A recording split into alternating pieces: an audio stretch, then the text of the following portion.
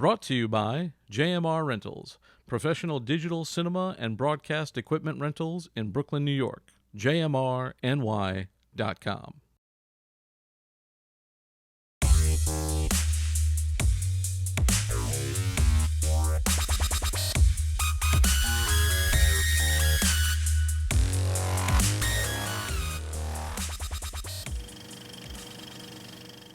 Hello and welcome to No Rest for the Weekend. I'm Jason Godbey, and in October, I attended the NAB Show at the Jacob Javits Center in New York City, where I had a chance to interview the show's keynote speaker, award-winning producer, media universe cartographer, and friend of the show, Mr. Evan Shapiro.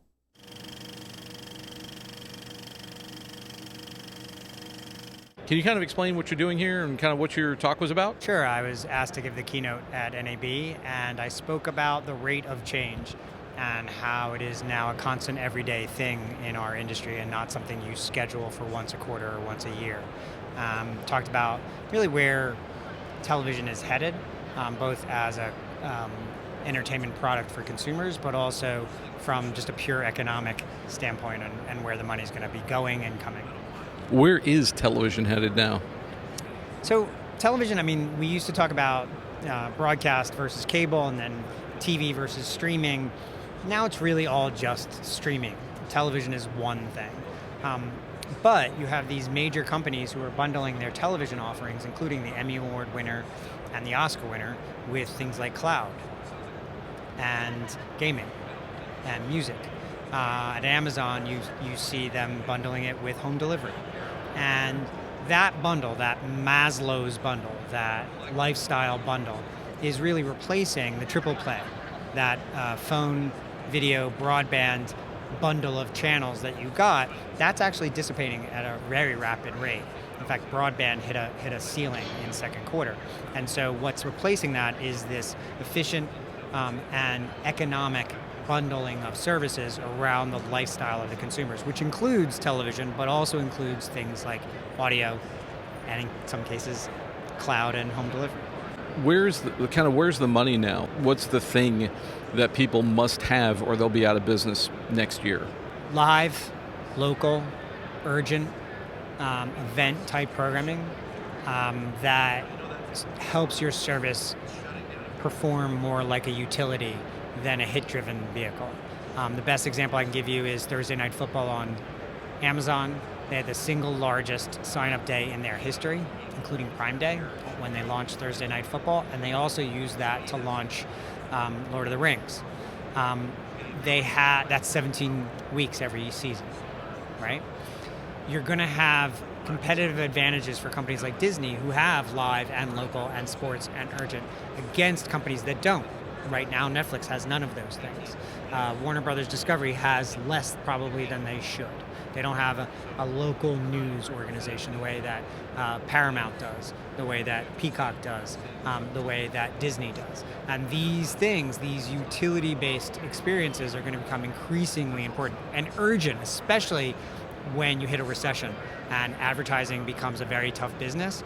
Urgent, daily, utility-based content is going to outperform hit-driven stuff. In terms of advertising, where does it go now? Is it all product placement and product integration, or do we get more crazy with commercials? How does that work? A couple different answers to that. First and foremost, no. If you make good ads, I understand that is a subjective term, but think about the one time every year that we all sit around the television set and watch commercials, which is the Super Bowl, and that's because they're great. And by the way, the highest scoring ones for many years are those Dorito open source commercials that cost very little to make.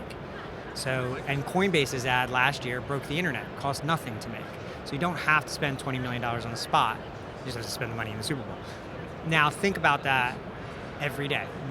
Making ads that are contextual to the experience on fast, in AVOD. So if you're watching music videos on Vivo, maybe all the ads should be in the music genre.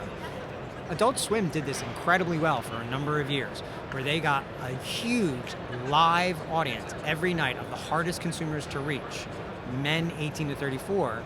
They were all stoned out of their minds, but they watched live when it was on the TV, and the breaks were super entertaining, and they convinced their advertisers, Burger King to start, to make ads that fit into that environment.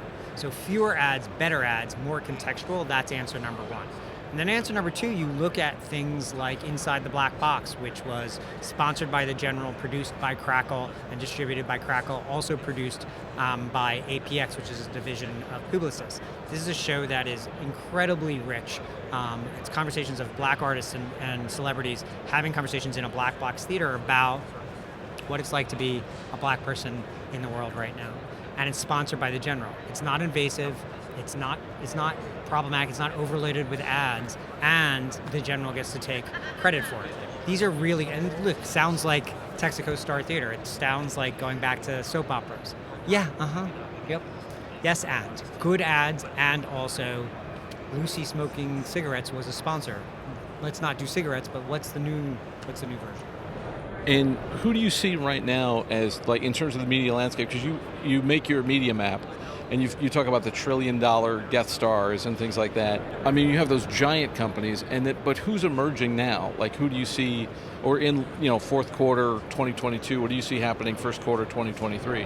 I think you're going to see Apple announcing that they're going to sponsor the Super Bowl halftime show. Is a prediction of two things. One, they're coming after Spotify's business in a big, big way. And two, they're going to get NFL Sunday Ticket. And just like I said for a year before it started, that Thursday Night Football was going to be a game changer for our industry, because 15 million people a week were going to be watching a streaming service live. That's the first time that's ever happened. If Apple gets NFL Sunday Ticket, that's going to change the nature of the industry forever in a humongous way. And I don't think people understand how big a deal it's going to be.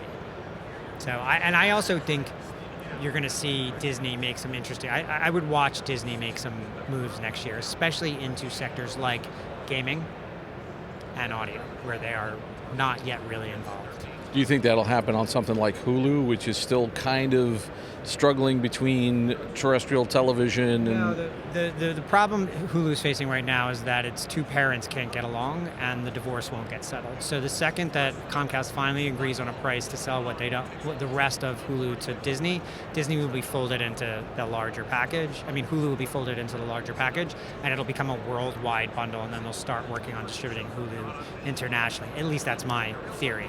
But I also think you're going to see a bundle with Spotify. Why wouldn't you do that? It's a perfect thing. Why not do a bundle with Valve or Game Pass for your younger consumers, or with Sirius for your older consumers? I just think you're going to see, and look for them to make an acquisition. I think that company. While I don't agree with everything they do, that company of all the legacy media companies understands what's happening now, I think, better than anybody. And I think you'll see them move into the Amazon business or the Apple business by making an acquisition. So Disney itself, I don't think many people understand this. The Walt Disney Empire itself was built on cultural appropriation, taking public domain stories and adopting them into the ecosystem as Disney originals. Beauty and the Beast, Little Mermaid, and go on and on. Then they decided to start buying other IP and actually paying for it. Star Wars, Marvel, Muppets, Winnie the Pooh. So Disney, like Facebook, is a company that was entirely built on acquisitions or putting other people out of business. Disney is an empire built on a series of intellectual property acquisitions, incredibly well executed. On the other end of the coin, let's talk about Warner Brothers Discovery. Give me kind of the skinny on, for people who are not up on it, give me kind of a rundown on what's happened and what you see happening with them come last quarter, first quarter. Yeah, the theory should be you're joining two things together to make 1 and 1 plus equal 4, right? That's the idea, is that the two things together are larger than the sum of its parts. The issue is you can't just indiscriminately cut your way to making that true. And so the major thesis now is not 1 plus 1 equals 3, it's let's add 1 plus 1, get 2, and then subtract 1.5.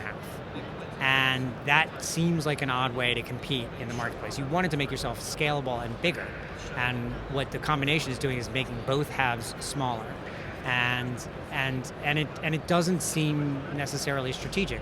Example I'll use for you is the decisions that they've already made and then unmade based on feedback from the marketplace, like cutting their diversity writing program. First of all, if you're looking to cut $3 billion from your budget, Is the diversity program really going to cut enough money to make a difference? Seriously? And secondarily, are you fucking moron? Like, read the goddamn room. And they got so much backlash, they reversed it. Probably internally, if I know things correctly. So the only thesis now is find John Malone his $3 billion, and that's not a business strategy. That's a financial strategy. So I think they'll wind up selling again in 18 months. Do you think that's what they're positioning it for? Just like sell it off for... I can't make sense of it any other way. So in regards to that, does Disney scoop up DC, or can that even happen? Well, I don't think you're going to... If you sell off either DC or CNN, you've taken basically all the value out of that enterprise. Not to say that Harry Potter isn't worthwhile and all these other things aren't worthwhile, but at the end of the day, if you want to compete... So no, I don't think you'll see them sell off one thing or another. I do think Bleacher Report seems to be on the block, and some other what they would say are non-core businesses. But then again, let's not be surprised by what Zaslav might do, because it does feel like a garage sale. You mentioned that the rate of change is every day, everything everywhere all at once. If you're a creator, if you're a guy who's trying to pitch a show, where do you go? The creator economy seems overly saturated, and everybody's sort of butting heads. And then the corporate economy just seems like this confusing, massive mess. So how do you navigate that if you're somebody looking to break into the industry or trying to just sell an IP? Honestly, unless you're Reese Witherspoon or Shonda Rhimes or Ryan Murphy or J.J. Abrams, or have access to big stars to put in your stuff, or have a piece of intellectual property that literally no one else can get access to, you're going to have a hard time. And the reason is because they're all fucking got their heads out. I mean, they're all so panicked for their jobs right now that nobody's greenlighting anything risky. No one's gonna get fired for greenlighting yet another Ava DuVernay project or another Ryan Murphy project, right? Even if it doesn't work, it's not a risk. But greenlighting an unknown talent and putting the resources of, just forget the production and expenses, just the marketing expense, right? Just the lost opportunity of not being able to market something else. The good news is that chaos opens up doors for enormous white space from creators. So when you look at, do you know who Tim Dillon is, the comedian? Tim Dillon is a relatively modestly popular comedian. He's not a superstar. He's not Kevin Hart. He's not Mike Birbiglia, right? He's not even been in the business nearly as long as either of them. He will make somewhere between $2 and $4 million this year from his Patreon account,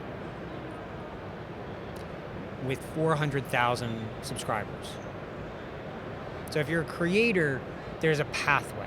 You still have to be good at it, but owning your own audience and owning your relationship to a community is the future. It is the future of creation, it is the future of the internet, it is the future of all media. It does not have to be an enormous audience. You're gonna lose the scale war to Apple, which is the richest company that has ever existed. You're going to lose it to Microsoft. You're going to lose it to Disney. You can't win that war. So if you want to be greenlit and you don't have the assets of a superstar, you need to greenlight yourself. You have to understand how to build an audience. It doesn't have to be 1 million people. It can be 10,000 people. If 10,000 people pay you $1 a month, that's $10,000 a month. Build a cult. Understand how to merchandise that cult, and then continue to lean into it as a community that you can develop your content on. And then if it becomes popular enough, then the big corporate greenlighters are going to come after you. But don't wait for them. Don't wait for the go-ahead to go ahead. Don't wait for the green light to get greenlit.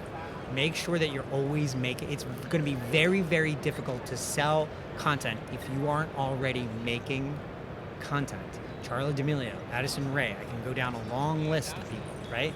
Olivia Rodrigo, we can go down very long lists of creators who have made millions of dollars using the creator economy. The lesson here is you don't have to be one of that 1%. You can have a middle class set of incomes as a creator. You can also use it as a nice side hustle to your main goals. So the biggest part, for me and for most people, I think, is trying to find the audience and marketing.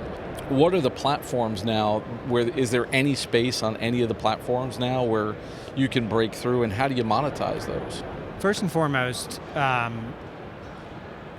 a marketer alongside your writer your director, your cinematographer, your editor. Like, it's just as important.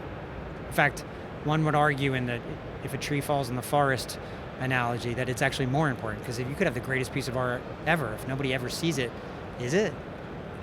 So marketing is an equally important hire at the same period of time as you're hiring your DP. Like, they should be hired together.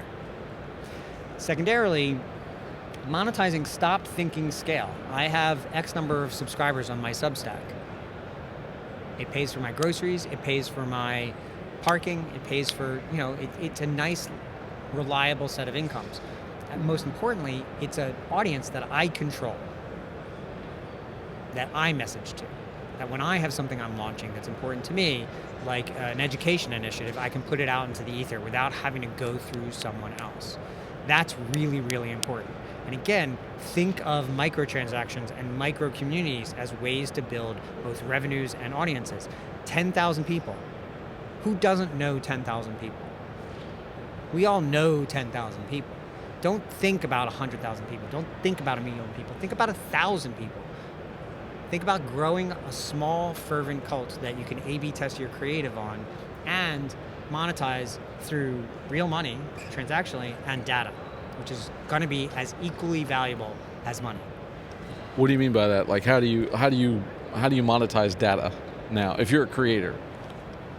I mean, you walk in a room and you say, this is my engagement level, this is my user base.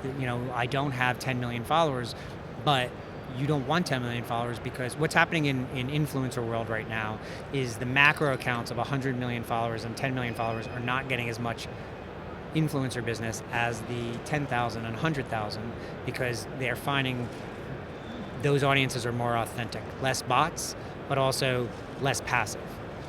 So being able to walk in with a fervent audience that you've proven you can talk to over time and monetize is going to help you sell shit.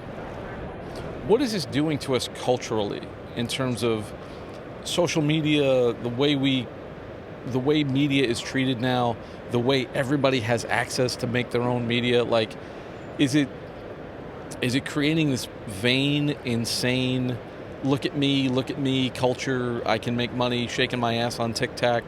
And like, is this good for us? Is this or is this just the way we've always been and now we're just showing it? It's the latter, but also you have to realize 90% of the content on TikTok and all these other social media platforms are made by 10% of the people. So it isn't everybody. It's just the people who are going to be assholes or outgoing or performative anyway. So we do self-select. Secondarily, the hardest part of what this has done to our culture is algorithmic, because hate sells better than love, and that makes the cash register ring. So the lack of regulation in social media and mobile phone use over the last decade is actually the greatest probably threat to our mental health, our democracy, and our kind of cultural well-being.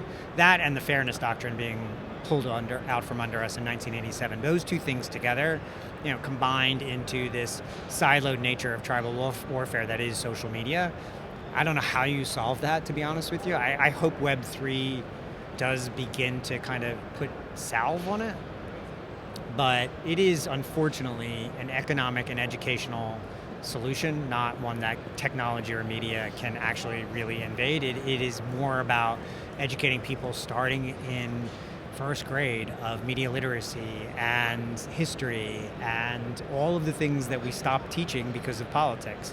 And if we can better educate the poorer members of our society, wherever they live, in Appalachia or the South Bronx, and we can better spread the word of how media carries messages and why it does, then we begin. But that's a generational thing. Like, this is a 25-year endeavor. It's not going to be fixed overnight. If you're a creator and you're putting stuff out there, is there a measure of that you can add to your content without, I don't know, it's just so hard not to be preachy, but I literally see posts on social media saying, get off social media. And I don't know if people realize the irony of it. I mean, it would be great if we had role models who could really help us solve some of this, but it also ultimately comes down to education. You can't even necessarily blame parenting, because what happens to a family where the parents have to work 2 jobs just to pay the rent and put food on the table? You can't watch your children 24/7 in that scenario. So the lack of quality education in neighborhoods that are economically disadvantaged is the greatest problem this country faces. And if we don't turn it around, and it's like broadband in these schools, it's media literacy in these schools, it's media production in these schools, that is the answer. It is also, by the way, filling the rooms of decision makers with a different class of human being, frankly, and I mean literally different class. Creating economic justice in the boardrooms of the media elite will help change the stories that get told on screen, what gets greenlit, and frankly, the way we use our media. So what's next for you? What do you got coming up, and what should people look out for? A bunch of stuff, actually. I have a podcast I launched earlier this year called Cancel Culture. 10 episodes are up now. Jerry from Parks and Rec is in our final episode. New season comes out in a couple weeks, but we're going to be live at New York Comedy Festival, doing a live show of Cancel Culture on November 9th at the Asylum Theater in New York. Tickets are online. And I have a comic book, a web comic book launching. It's actually a Web 3 comic graphic novel, and it's a Veep and Dante's Inferno had a baby. So a dark, twisted comedy about a gangster family in hell. All right, and for people who want to find out more about you and follow you, where can they find you? I'm on Twitter at eShap. My newsletter is called Media War and Peace. You can find it on the internet, and I'm all over LinkedIn.